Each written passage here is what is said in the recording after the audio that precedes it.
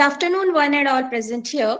Welcome to the technical session 5 of this 2-day International Virtual Conference on Commonwealth Literature, which is organized by the Department of English, Sri Ramakrishna College of Arts and Science for Women in collaboration with Cape Comorin Trust, India.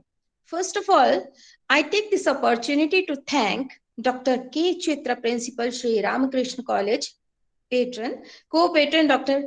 R.S. Regin Silvest, Coordinator Shubhra Jambal, and Co-Coordinator Dr. Shelja Vasudeva, and Dr. Anandi, HOD of English Department, and members of Organizing Committee for giving me this opportunity. In this technical session, we have 4 presentations. First of all, Dr. Partha Naskar, are you here? Dr. Partha Naskar, are you here? I think he is not here. Dr. Partha Naskar. Mr. Georgian Amty. Yes, ma'am, I'm here. Okay. The next one is Dr. Anita Goswami and Miss Vandana Kumari. Are you here? Yes, ma'am. Okay. The last one is Professor Delinda, Miss Mishma J.A. Yes, ma'am. Are you here? Yeah. Okay. So the time limit for each presentation is 10 to 12 minutes, and kindly adhere to the time limit. Okay. And keep your mics on mute mode also. And after the all the presentations, we'll have a question and answer session. So all the best to all the presenters. Now I would like to invite the first speaker if he has joined. That is Dr. Partha Naskar. Has he joined? If not, then we'll move on to the next one, who is the second presenter. Now, may I call upon Mr. Georgian Amty to present his paper. Mr. Georgian Amty is Assistant Professor of English at Rajashri Chhatrapati Sahu College, Kolhapur. He is PhD scholar at Shivaji University, Kolhapur. His title is Eco-Feminism, Sarah Joseph's Gift in Green as a Novel Decentering Ecocentrism. Mr. George Amty, please continue. Ma'am, am I audible? Yes, My voice is clear, right? Okay. Yes, your voice is clear. Okay. Good afternoon, one and all. So I am dealing with this research paper. So eco-feminism related paper it is. So eco-feminism is actually a fusion of eco-criticism and feminism, we can see. So the characters. So Gift and Gain is the novel which I am taking, and with an eco-critical lens, we are actually trying to analyze the novel in an eco-feminist perspective, we can see. So there are some characters, some women characters. What is their role in protecting the nature? What is their attitude? So the novel is actually talks about an exploitation that happens in a village called Adi. It is actually, the writer Sarah Joseph is from Kerala. So there are many land, the place name is more like related to, it's a regional names we can see, and character name also, names are also like that. So there is a place called Adi, and it is actually a good paradise like village place we can say, like an ideal utopia kind of place we can see. And there are some technological developments happen there, and we can see that many people, the land is actually going to be exploited with buildings, and these water bodies will be disappear during that time. So that kind of situation, and people will try to resist against it, and finally nothing will happen because that multinational companies, they are very powerful. So finally exploitation happens. So we can see how the destruction of a land take place, in the novel. So there actually, and it is a eco-critical elements, too much that eco-criticism, too much eco-critical elements are there in the novel. And we can see there are also characters, female characters who stand for protecting the nature. So this egocentrism, the title itself, I have mentioned regarding that, the novel Decentering Egocentrism. So when we come across eco-criticism, the earlier notion is like, it is a human-centered world. Human beings are at the center, and actually nature is marginalized during that time. I mean, according to the earlier notion of belief, but in an eco-critical perspective, we can see nature is actually the center, and human beings are actually part of nature. So our duty is to, it is our duty to protect the nature. So that way it is. So let me start with the introduction. As a literary approach, ecofeminism provides a reliable frame to analyze cultural as well as literary texts, which are directly or indirectly concerned with the ecological concerns and context. So Sarah Joseph is one of the most renowned writers in Kerala. She occupied a unique position in Malayalam literature. So her writings permeated with the impetus and beauty of feminist perspective. She's more like a feminist writer, we can say. So when she writes an eco-critical novel, means eco-feministic elements will definitely be there in the novel. So her creative writing, embellished with a genuine language, remains unparalleled, a language that confronts patriarchal authority and encourages even her fellow beings to speak against the atrocities inflicted upon them. So in many of the situations, the society, male people are actually deciding the things. So female people are actually not given that much role in that. So because of this reason, it is said that women are actually more in protecting the nature. So they are more, their motherly love, their connection with nature, and those kinds of elements are actually naturally making them showing a positive aspect, a positive attitude towards nature, we can see. But patriarchal society will mostly these kinds of exploitation will happen. So that kind of idea is there. And she is a feminist writer and an environmentalist too. Her writings pay heed on the woman, environment, marginalized, and the deprived. So Kifton Keane is steeped out in eco-feminist concerns, which is an unconventional novel about the relationship between a people and the land they inhabit. So I talked about the land Adi, that land and the people related to that. So how the land is destroyed towards the end of the novel, we can see. The structure of the novel is refreshingly unconventional, the canon of Malayalam fiction, and the twists and turns of Sarah's plot right through the landscape of Adi make eminent sense from a holistic perspective. And Adi is actually the place name. Adi in the novel is a lagoon which lies cool and sends the womb of inviolable purity. That means it's more like an utopian land. People were very happy there, and there are water bodies, very clear water it was before. But later we can see the water becomes contaminated and the new buildings are about to come there. So totally the destruction of the land will be in a climax position. We can see they are about to construct a building and all, and people don't have much hope. They also speak about the positive aspects also. Many people will get job, etc. But still, we can see how much harm it is actually causing to the environment during that time. And regarding ecofeminism, when we talk, ecofeminism sees a parallel between the exploitation of nature and the exploitation of women that are understood in the context of patriarchy. The paternalistic capitalistic society has led to a harmful split between nature and culture. So this nature culture, we can see, it's a binary opposition, we can see. So when we study deconstruction and all that, we can see how the center and the margin are related, how the center exploits the margins. So culture is mostly connected with a human-centric approach. Nature is more like, we can see, nature-centric, we can see. So nature should be given the priority. That is actually the point, the argument of eco-critical studies. And early ecofeminists propagated that the split can only be healed by the feminine instinct for nurture and holistic knowledge of nature's process. And modern ecofeminism or feminist eco-criticism eschews such essentialism and instead focuses more on intersectional questions such as how the nature-culture split enables the operation of female and non-human bodies. So it is also an activist and academic movement that sees critical connections between the exploitation of nature and the domination over women, both caused by men. Ecofeminism describes movements and philosophies that link feminism with ecology.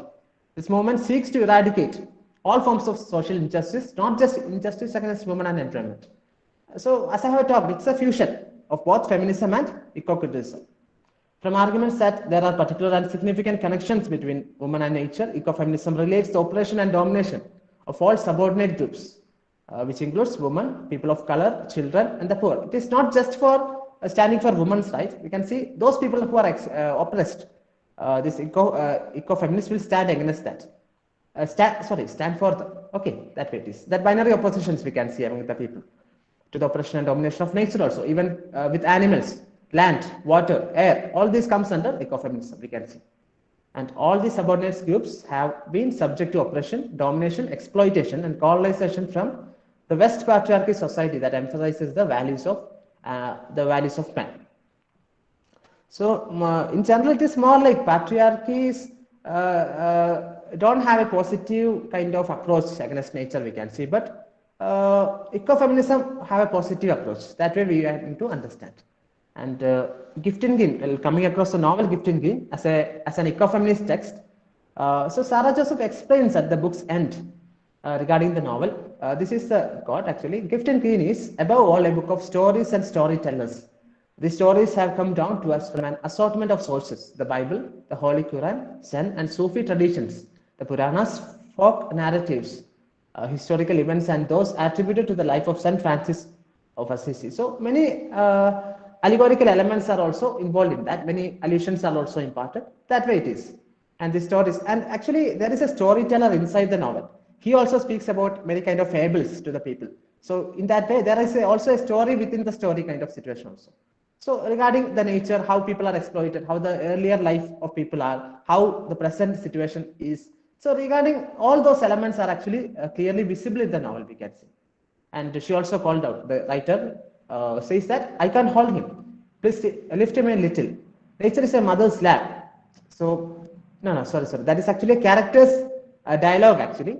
So how the present, actually the later situation of the village is affected. So through the dialogues we can see that nature is a mother's lap. So Joseph is a character. Joseph describes with heartbreaking sincerity, in the lap of his mother he lay, the mother's lap from time immemorial, the final resting place for the burden of every sacrifice and refuge of every innocent person broken and bruised by the depravity of man.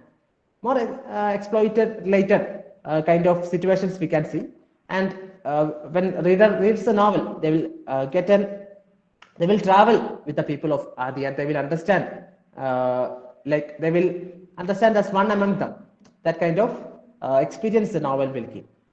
So the canvas is vast, perhaps too vast, but this is a brave writer with an opinion going on record. The destructive tendencies are strongly opposed by a minority group consisting of characters named Cesar, Dinagaran, Ponmani, Marcos, Shailaja, Kunjimatu. These are all local characters in the villages. So they are all actually standing against this kind of exploitation. But finally we can see, while thinking about the money that the multi that will get after these companies come. So many of them will finally stand with those people actually. So finally, one or two members will be remaining, and they will finally understand how helpless they are. So this human centeredness, how harmful it is, the reader will also come to understand. So concluding the topic, so regarding ecofeminism, it throws light on female body treated as a territory to be colonized by patriarchy. See, this sentence is very important actually. Female body treated as a territory to be colonized by patriarchy. This is actually happening in the case of nature also. Nature is something to be colonized by human beings. So that kind of idea, that is same way happening to this kind of exploitation of women also. So that way, it is more parallel kind of situation happens. That's why ecofeminism came into being.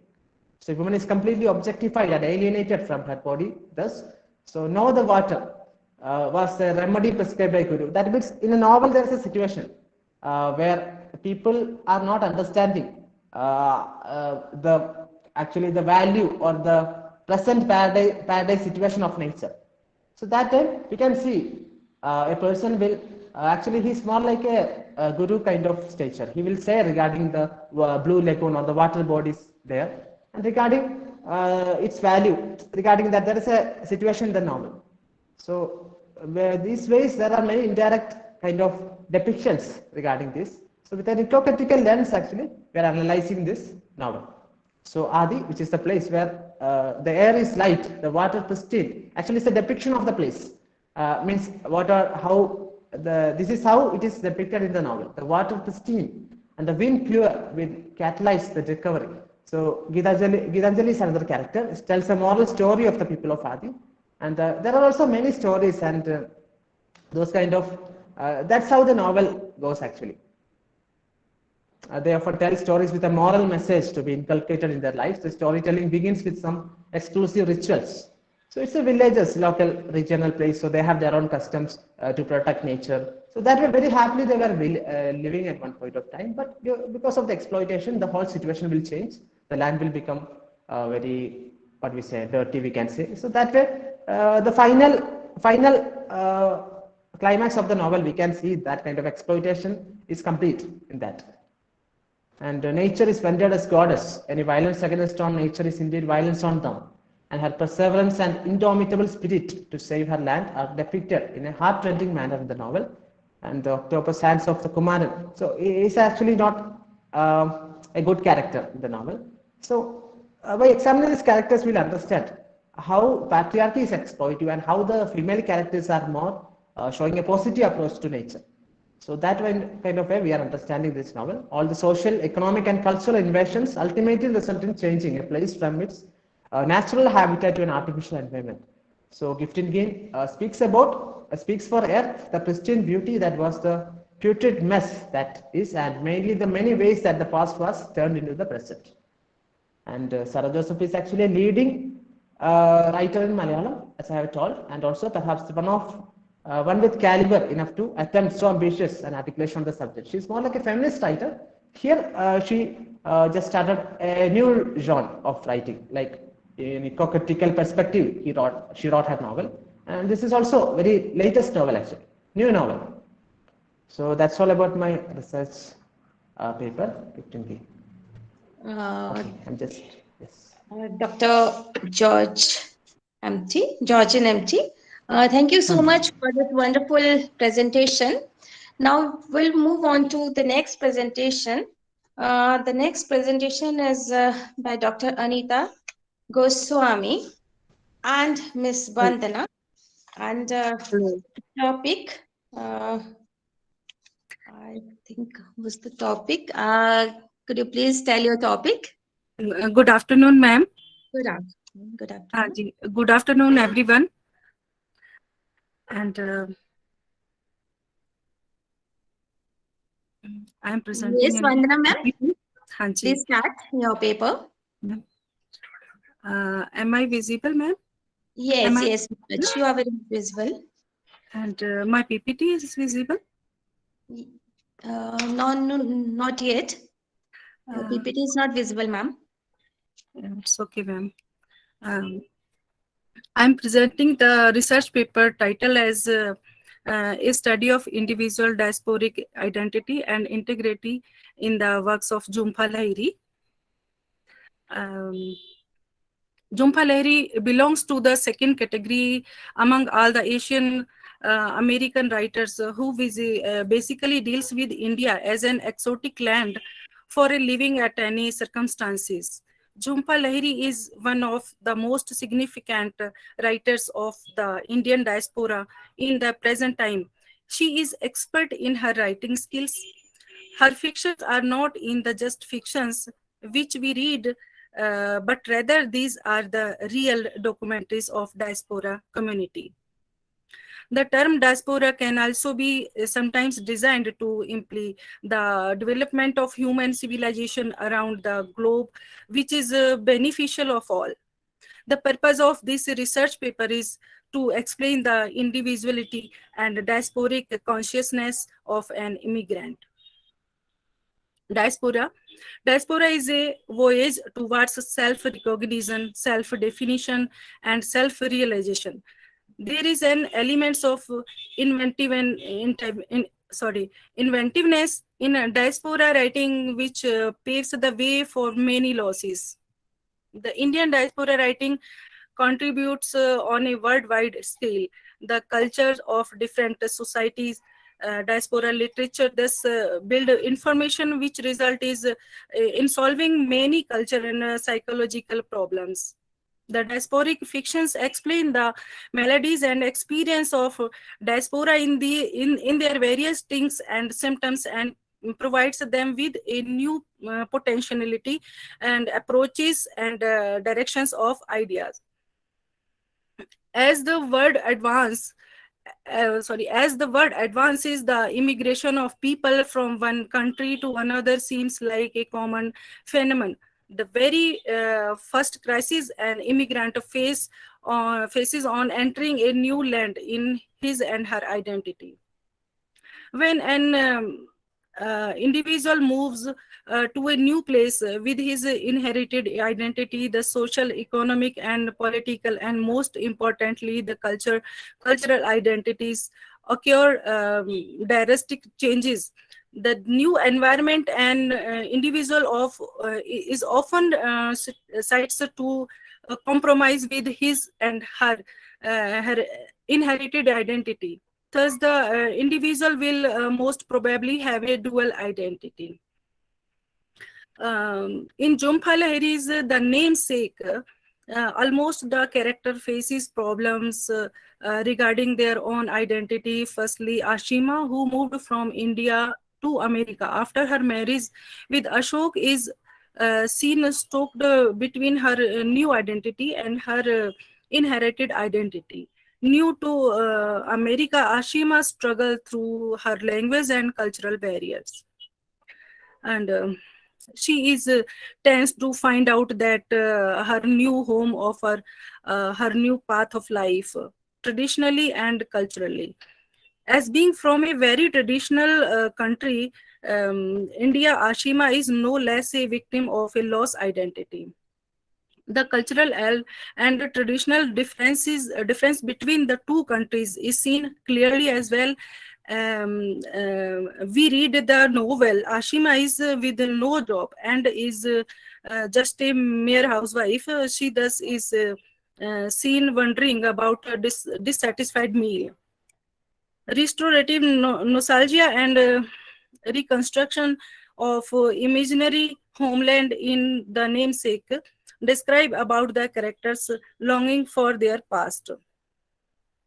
A diasporic dilemma. Jhumpa Lahiri yearning for personal identity for her as well as her imaginary characters in this novel. Cultural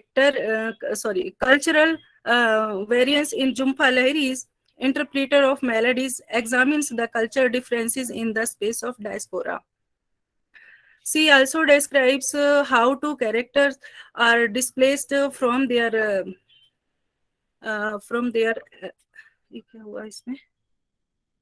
Am I visible, ma'am? Yeah, ma'am, you are visible. Okay, sorry, ma'am. And she also describes how two characters are displaced from their ethnic roots, and that's the characters in a new land struggle to settle down in a land where they feel so strange to them. The characters are prone to this subject to diasporic consciousness. The namesake, where the presents the life is a fictional family, the Gangulis. The whole story revolves mainly around this family. The migration of places among the characters, which brought about diasporic feeling like identity crisis, loneliness, isolation, alienation, etc., forms an abstract of the novel. It is this diaspora theme that the Jhumpa deals about in the novel, and is a sort of autobiographical note of her. Being an Indian origin, Jhumpa lived in America, yet she faced the same problems and scenarios which the character in the novel faces.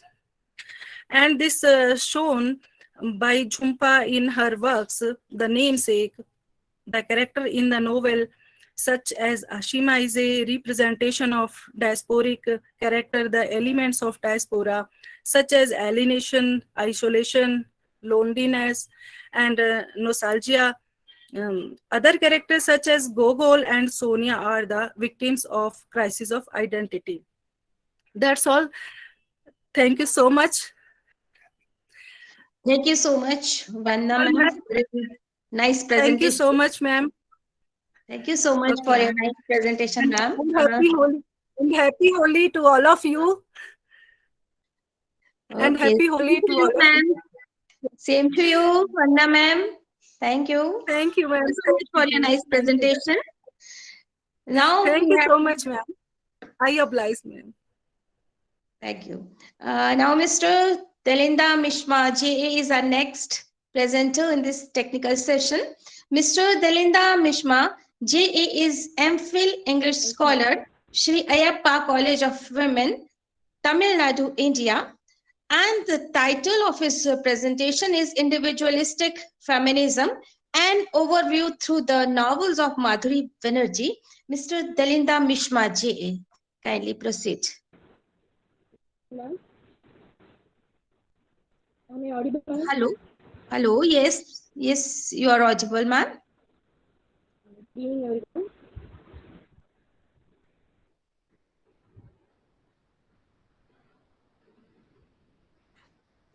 Okay, your screen is also visible. Yes, yes. Kindly continue.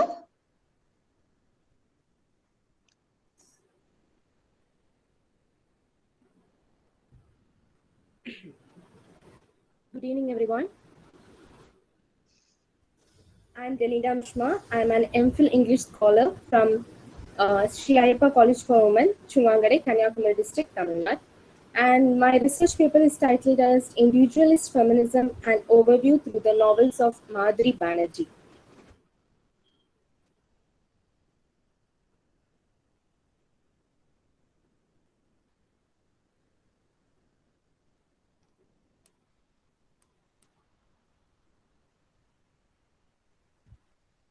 Am I audible, ma'am?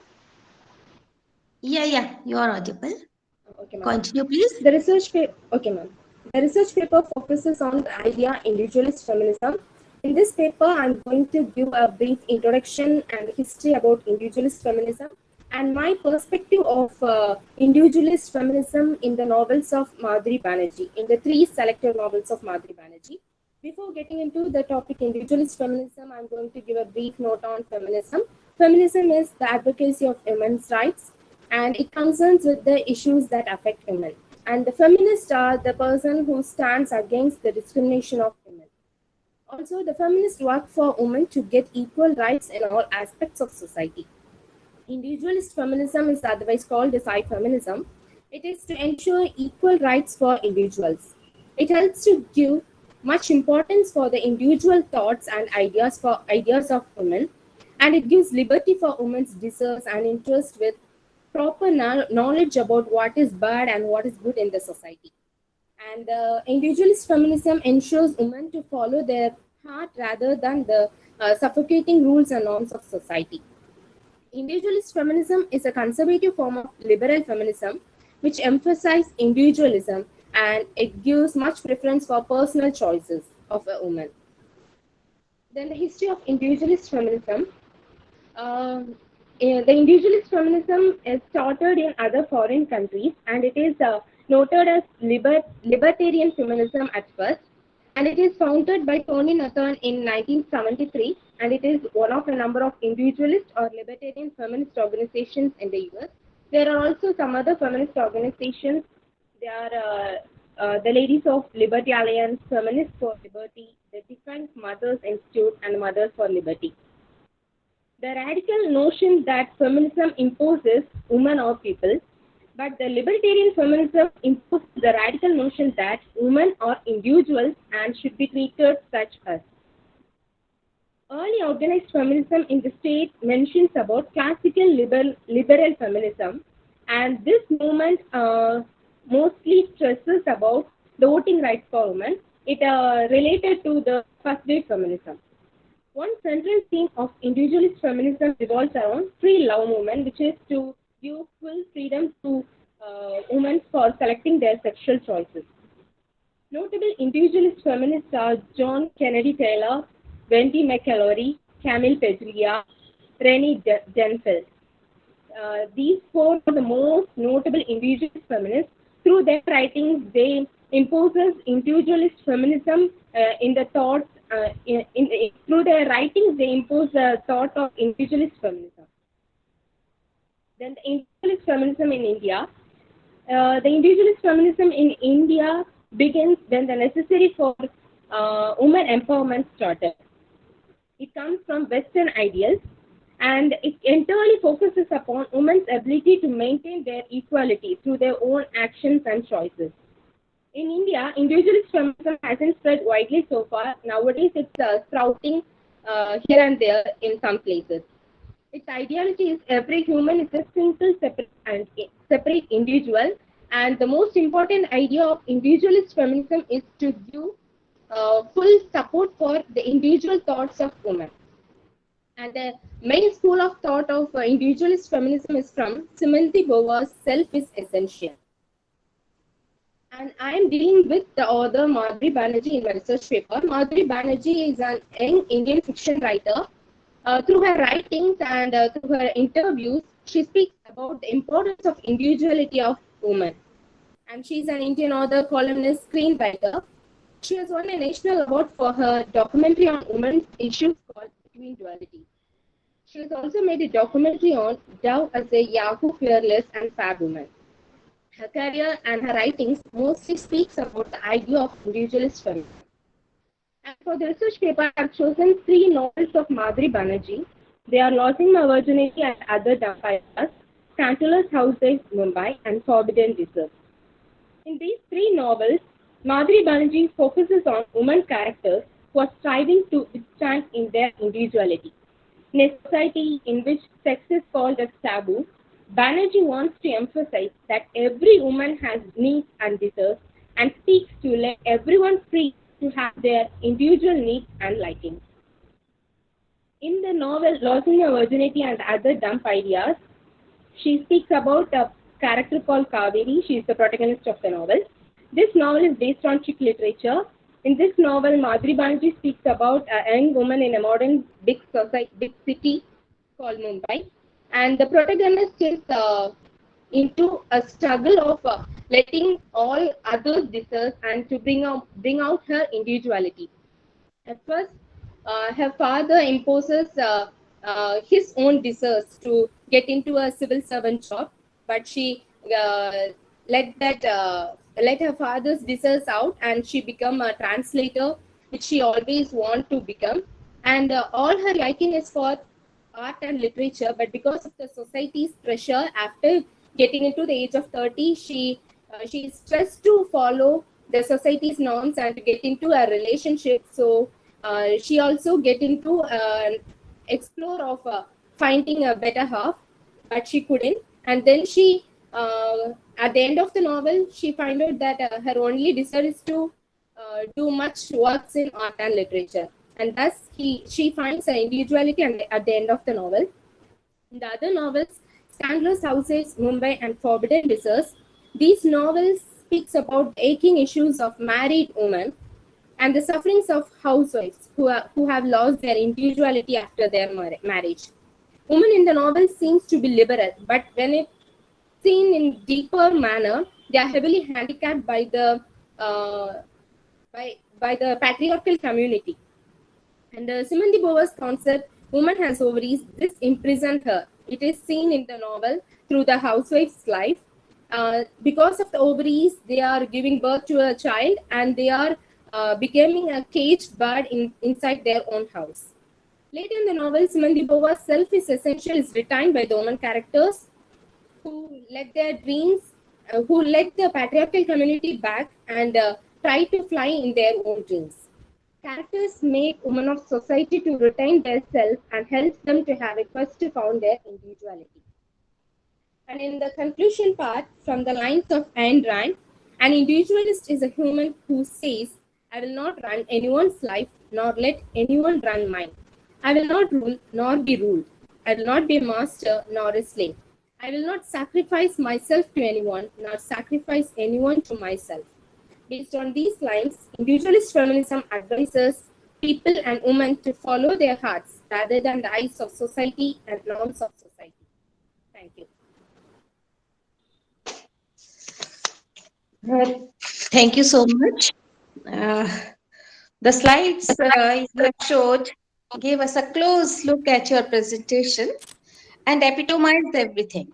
It was really wonderful explanation and excellent presentation. Thank you, ma'am. Now I just want to know whether the first presenter have joined or not yet. If he is yet, so we can take up his presentation also. Otherwise, now the house is open for question and answer session and discussion session.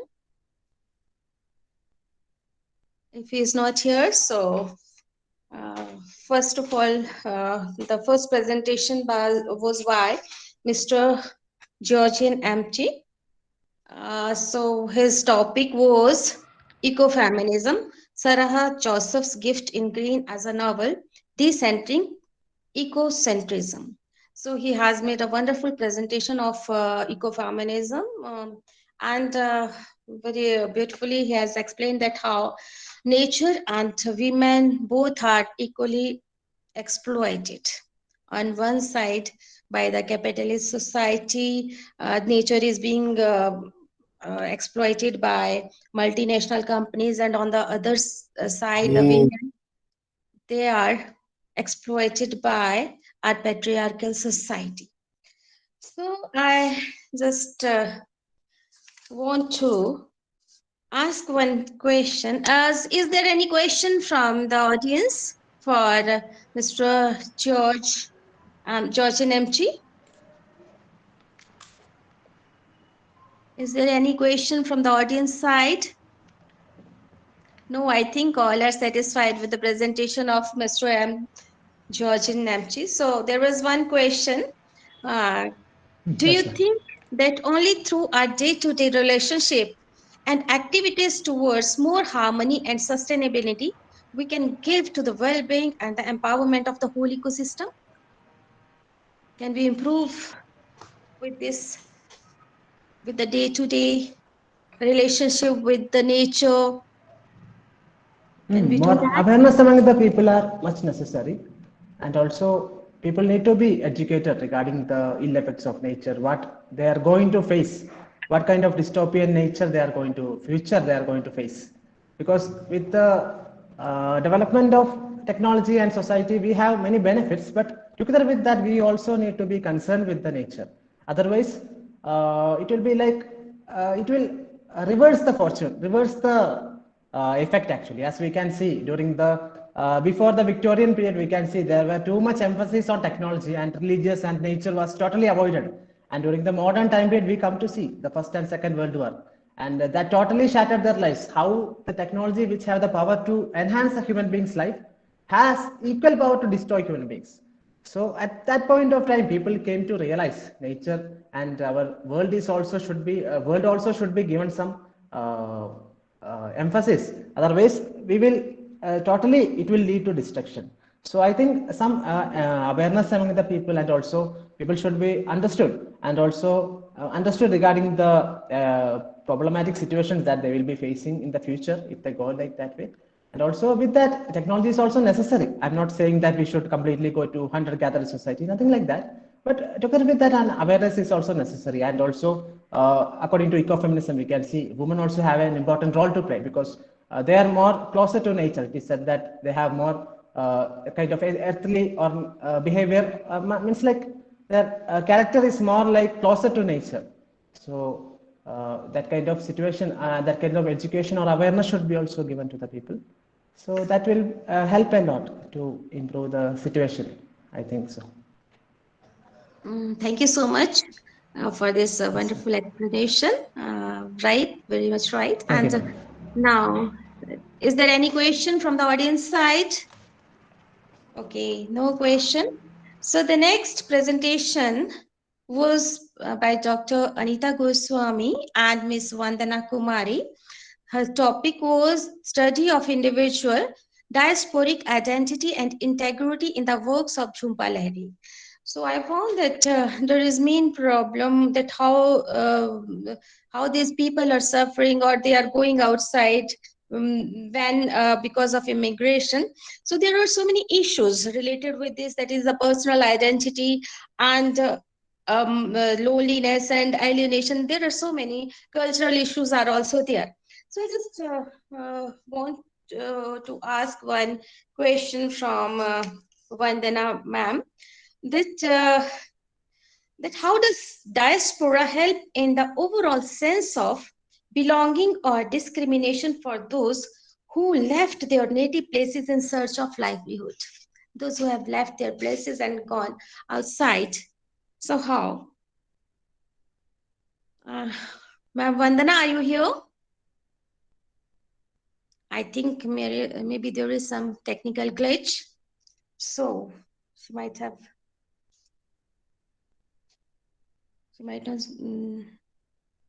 she is not here. Okay. So let us take up the last one by Professor Delinda Mishma J.A. Her topic was Individualistic Feminism, an overview through the novels of Madhuri Banerjee. So in a very wonderful and with the help of slides, she has presented her paper on feminism. And feminism is basically related with the advocacy of women's rights. And that how individualistic feminism is also centered on the ensuring the equal rights for women.